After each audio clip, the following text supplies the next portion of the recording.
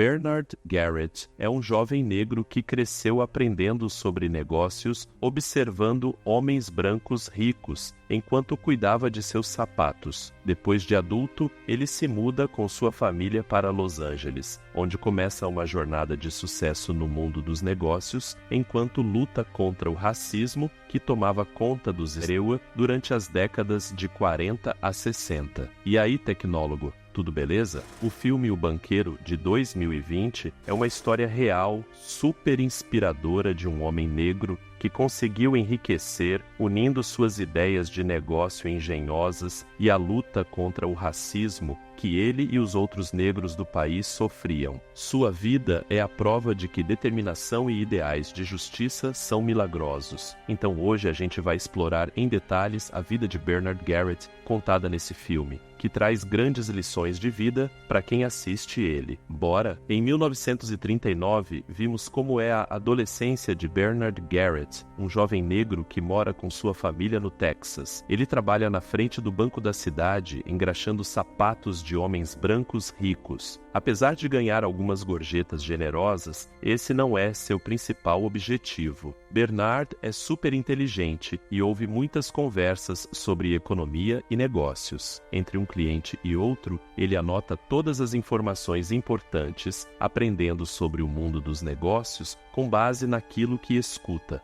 15 anos depois dessa época, a gente vê ele já adulto, casado e com um filho. Ele se muda com sua esposa Eunice e seu filho Tony para Los Angeles, onde a discriminação racial é um pouco menor. O problema é que o racismo ainda pega pesado no Silecilo. Prova disso é que quando chegam lá, eles são obrigados a morar em uma casa caindo aos pedaços, que é tudo que um parente da esposa dele consegue fornecer. Mesmo assim, Bernard está super determinado a levar o sonho dele para frente e conquistar o que sempre quis. Em Los Angeles, Bernard começa a trabalhar como corretor de imóveis, e enquanto procura imóveis para vender, ele se liga que, mesmo tendo dinheiro, a comunidade negra de Los Angeles vive em grandes quantidades de pessoas ocupando espaços menores. Já entre os brancos, há muitas casas vazias para vender e alugar. Isso dá uma ideia de negócios para o Bernard.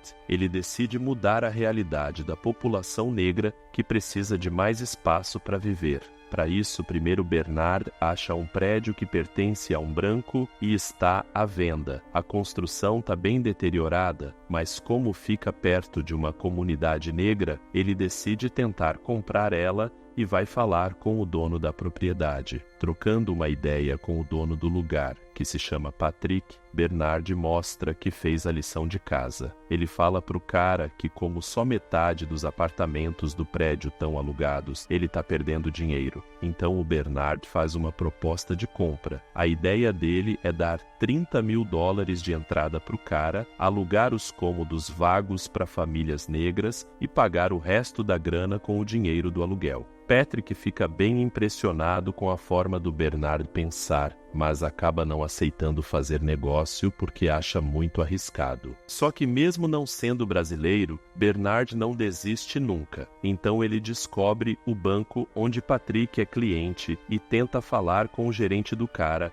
para conseguir um empréstimo usando o nome dele. É óbvio que a ideia não dá certo e naquela noite, Patrick liga para ele para tirar satisfação de ter seu nome usado em troca de grana. Bernard fica super chateado e se desculpa, mas o Patrick fica admirado com a iniciativa dele e resolve aceitar a ideia para a venda do prédio. E então, nosso protagonista consegue seu primeiro investimento. Com a ajuda de um jovem branco chamado Matt, Bernard começa a reformar o lugar. Uma senhora branca super racista que mora lá até treta com ele e chama a polícia, mas como o cara é dono do lugar, ela não pode fazer nada. Então essa senhora se muda porque se recusa a morar em um lugar que pertence a um homem negro. Patrick, ex-dono do prédio, vê o quanto ele é inteligente e faz uma proposta de um negócio em conjunto. Usando suas habilidades, Bernard encontra casas para vender por um ótimo preço, e Patrick faz a negociação com pessoas brancas que não negociariam com o Bernard. Depois disso, o lucro é dividido meio a meio. Não demora até que o negócio dê bom, enchendo o bolso dos dois de grana. Em pouco tempo, Bernard consegue se mudar com a família dele para uma mansão espaçosa e assim vê suas ambições começando a tomar forma. Só que nem tudo são flores, e logo o cara se vê num grande dilema. Acontece que a saúde de Patrick começa a se deteriorar e o cara acaba indo de arrasta para cima. Aí a esposa dele, que é uma pessoa racista, assume os negócios do marido e ela não quer que Bernard continue como parceiro. Então dá duas escolhas para ele: ou ele vende a sua parte do negócio por um valor super baixo, ou ela vai processar o cara, que provavelmente vai ser julgado por uma corte racista e se dar mal. Putz, que escolha difícil nosso Bernard tem que fazer. Agora, tecnólogo,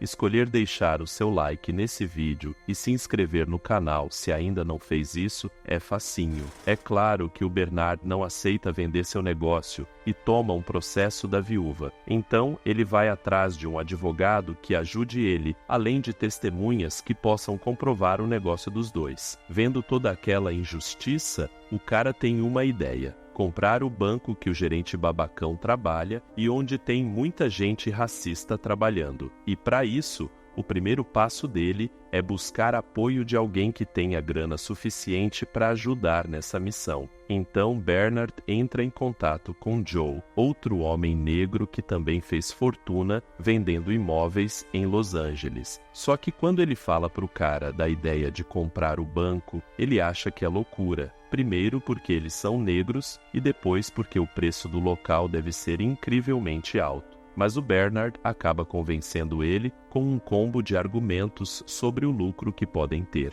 e o quanto isso pode ajudar a vencer o racismo. Então, impressionado com a forma dele pensar, Joe aceita a ideia. Bom, para esse plano dar certo, Bernard e Joe precisam seguir alguns passos. Primeiro, eles precisam de uma pessoa branca para negociar com os proprietários brancos do local. Então, eles treinam o Matt para fazer isso. Acontece que o cara, apesar de ser bem ambicioso, ainda é jovem e ingênuo. Então, a dupla ensina tudo o que ele precisa saber para negociar com empresários brancos: golfe, etiqueta, conhecimento sobre preço de imóveis e educação financeira em geral. Depois que o Matt está ligado em todos esses paranauês, é hora de partir para o plano de compra do banco em si. Para isso, Joe faz ele se encontrar com o dono do banco no clube de golfe e depois de uma conversa bem passada no cara, Matt consegue a chance de comprar o lugar. Mas claro, o trio não vai fazer isso ainda. Antes, Bernard faz uns cálculos ninjões para saber quanto o lugar vale. Ele conta todas as salas ocupadas do banco, vê o valor que isso agrega e chega num resultado final, com base no lucro e nos custos de manutenção. Depois, ele pede para o Matt decorar esse número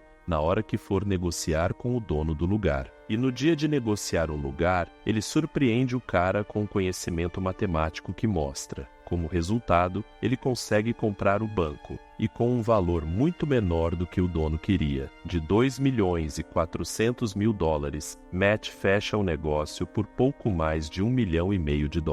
Mas claro, quem assume a presidência do lugar é o Bernard. Isso traz um respeito enorme para o cara, inclusive chamando a atenção de proprietários de outros bancos. E o gerente que negou empréstimo para ele e ainda ia ferrar Bernard no tribunal, assiste tudo de boca aberta. E mais importante que isso, Bernard usa o banco como alavanca para impulsionar ainda mais as vendas de imóveis dele e do Joe. E essa manobra tem um resultado incrível. Os anos se passam e em 1963, Bernard volta para o Texas com sua família para visitar seus pais. Britton está super orgulhoso do filho e de tudo o que ele conseguiu fazer. E um dia, caminhando com o filho dele, que agora é adolescente, Bernard para na frente do banco que ele trabalhava como engraxate. Lá vê um jovem negro cuidando dos sapatos de brancos ricos e sente uma mistura de tristeza e indignação. Isso provoca no Bernard uma vontade de mudar essa realidade. O cara quer ajudar os negros de seu estado natal a terem melhores condições financeiras e acesso a boas casas. Então, ele tem a ideia de comprar aquele banco, assim como fez em Los Angeles. E quando ele fala com o Joe Joe dessa ideia, seu parceiro não fica nem um pouco animado. Afinal de contas, o racismo no Texas é pior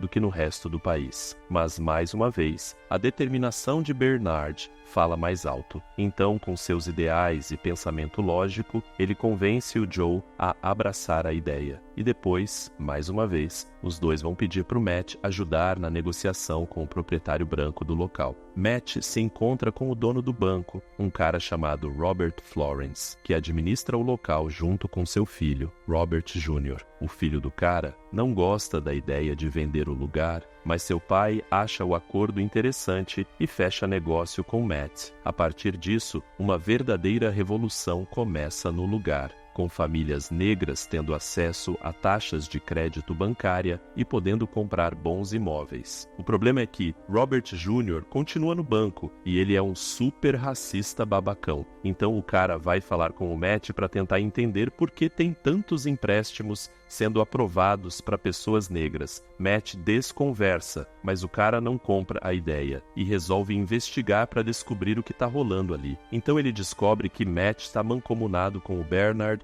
e o Joe. Ele confronta os três, dizendo que vai mandar uma carta para o secretário do Tesouro Nacional do ZEU. Assim o pessoal vai ir investigar o banco, cortar os empréstimos que eles estão concedendo e ainda ferrar o Bernard e o Joe. Sabendo que eles têm mais ou menos um mês antes que role uma inspeção no banco, o trio começa a pensar no que eles vão fazer. Matt sugere que eles encontrem outro banco para comprar e transfiram todos os recibos de empréstimo para esse novo lugar. Aí, quando a inspeção vier, eles não vão achar nada de errado ali. Quando Bernard diz que vai ser um problema se ele também for o diretor desse novo lugar, Matt sugere dele mesmo assumir esse próximo banco e livrar a cara dos três. E depois de pensar sobre esse plano, Bernard e Joe aceitam. Eles compram um terceiro banco e deixam Matt na presidência. Depois de assumir o lugar, Matt se encontra com um advogado e começa a assinar os recibos de empréstimo do outro banco. O plano parece que está dando certo, até o mala do Robert Jr. ir pentelhar de novo. Um dia, ele liga para o Matt para questionar o cara do grande número de clientes que estão saindo do banco, que era do pai dele, tirando todo o dinheiro e se transferindo para o banco que agora ele está comandando.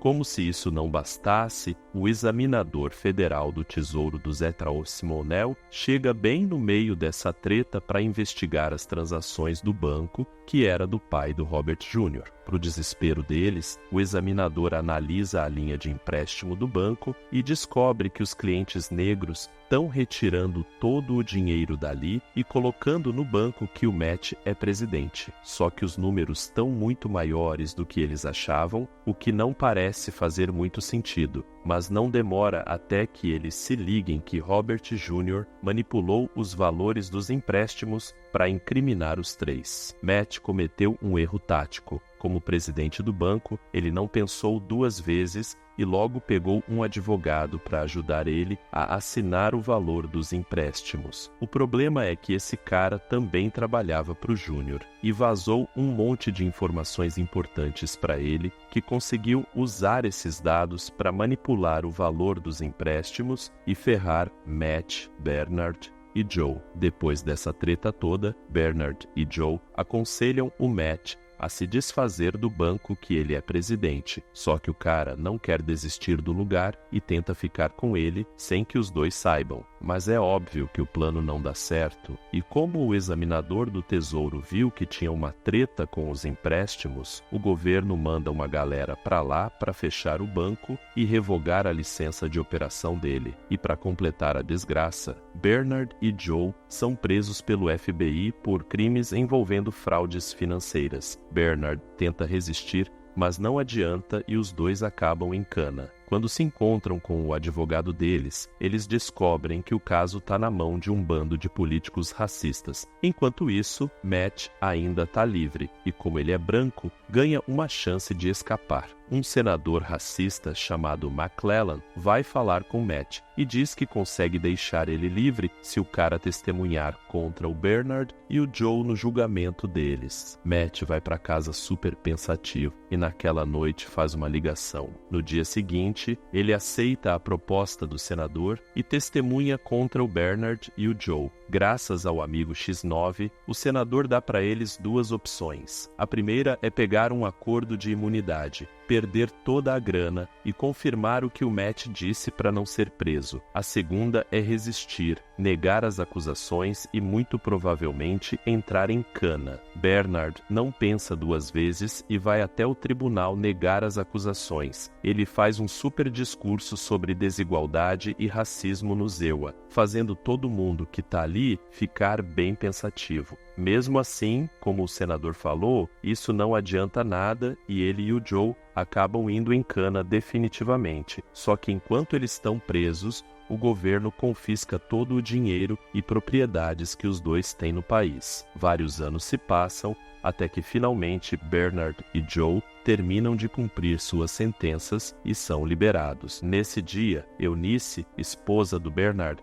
vai buscar os dois na cadeia e eles estão extremamente felizes. Sem entender muito bem por que estão assim, Bernard explica para ela que eles continuam com quase toda a sua fortuna. Na verdade, o governo pegou só uma pequena parte do que tinham no país. O resto está seguro nas Bahamas. Eunice fica incrédula e pergunta como isso é possível. Acontece que naquela noite que o Matt fez a ligação antes de testemunhar, ele ligou para o Bernard para contar tudo. Então, os dois bolaram um plano de tirar a fortuna dele e do Joe no país, ao mesmo tempo que o Matt iria depor e escaparia de ser preso. No final, os dois continuam ricos, e graças ao Matt, eles até têm 2 mansões esperando por eles e suas famílias lado a lado nas Bahamas. É tecnólogo o que o Bernard fez e conseguiu conquistar em um EUA super racista, não é brincadeira. Esse filme é baseado numa história real, e esse cara foi um dos pilares dos movimentos de igualdade racial no país. Como produção original da Apple TV, ele teve uma audiência tímida no começo, mas hoje é conhecido por uma galera. Aliás, o fato dele ter sido lançado na pandemia pode ter ajudado a ter um público menor no começo. E embora só tenha sido lançado em 2020, o Banqueiro estava pronto desde 2018, mas rolou uma mega treta com um dos produtores, o que adiou o seu lançamento